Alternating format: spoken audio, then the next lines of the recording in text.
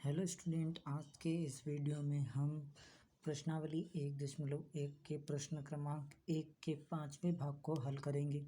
इसमें हमें प्रश्न दिया हुआ है, किसी विशेष समय पर किसी नगर के निवासियों के समुच्चय में निम्नलिखित संबंध है। हमें क्या दिया हुआ है कि एक नगर है, उसमें कुछ व्यक्ति रहते हैं और किसी एक समय पर जैसे 8:30 पर वो क्या कार्य करते हैं उसके संबंध हमें दिए हुए हैं नीचे। पहला हमें दिया हुआ है कि r x, y x तथा y एक ही स्थान पर कार्य करते हों। देखना, x और y एक साथ कार्य करते हैं, मतलब कि इसमें वे सारे अवयव होंगे a क्रॉस a के। जैसे हमने a क्रॉस a निकाला, ठीक है। यहाँ पर ए समुच्चय क्या है, किसी विशेष समय पर किसी नगर के निवासियों का समुच्चय है, ठीक है। तो उसका गुणा उसमें किया तो मान लिया हमारा आया A B, A C, A D. फिर ऐसे ही बी का ए के साथ होगा और साथ में ए भी आएगा, ए कोमा ए, बी बी, बी ए। देखना,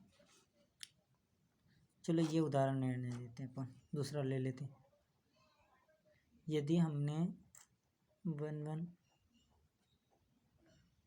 1 1 2 2 2 1, ठीक है। देखना, ये ए है, ये बी है, ये ए, ये बी, ये ए, ये बी।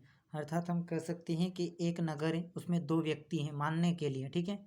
एक व्यक्ति क्या है, पहला व्यक्ति ये है, दूसरा व्यक्ति ये है, दो व्यक्ति हैं। और भी आगे हम सेट को बढ़ा सकते हैं, तो दो व्यक्ति हैं एक नगर में। और 8:03 पर हमें वो क्या कार्य करते हैं वो हमें दिया हुआ है। तो देखना, सबसे पहले बोला है कि एक्स तथा वाई एक ही साथ कार्य करते हैं, तो वहाँ पर व्यक्ति 1 इंटू व्यक्ति 1 होगा। क्यों होगा? क्योंकि देखना, कोई भी व्यक्ति स्वयं के साथ हमेशा कार्य करता है, इसलिए 1 1 आर में होगा। फिर वो किसी दूसरे व्यक्ति के साथ भी कार्य कर सकता है, इसलिए 1 2 भी आर में होगा। दूसरा व्यक्ति स्वयं के साथ हमेशा कार्य करता है, इसलिए 2 2 भी होगा।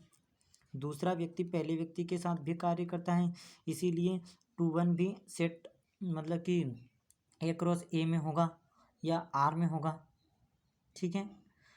ऐसे ही आगे हम व्यक्ति बढ़ाएंगे, तीसरा व्यक्ति ले लेंगे, तो पहला व्यक्ति तीसरे व्यक्ति के साथ काम कर सकता है, तीसरा व्यक्ति स्वयं तीसरे व्यक्ति के साथ कार्य कर सकता है, तीसरा व्यक्ति दूसरे व्यक्ति के साथ कार्य कर सकता है।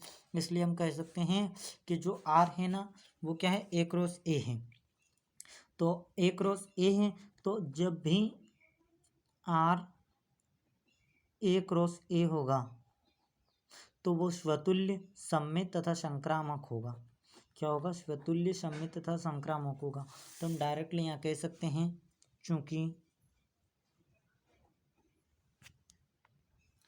आर बराबर X comma Y colon X तथा वाई एक ही स्थान पर कार्य करते हैं, स्पष्ट रूप से स्वतुल्य, सममित व संक्रामक है। सामने ही दिख रहा है, क्योंकि यदि ए बी के साथ कार्य करेगा, ए के साथ भी काम कर सकता है, ए किसी व्यक्ति सी के साथ भी काम कर सकता है, ए किसी व्यक्ति डी के साथ भी काम कर सकता है।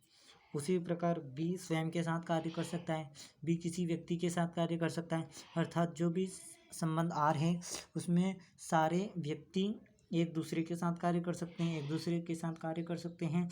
अर्थात ए क्रॉस ए, और कोई भी संबंध ए क्रॉस ए होगा तो वो स्वतुल्य, सममित तथा संक्रामक होगा। इसका भाग बी, जो कि हम नेक्स्ट वीडियो में हल करेंगे।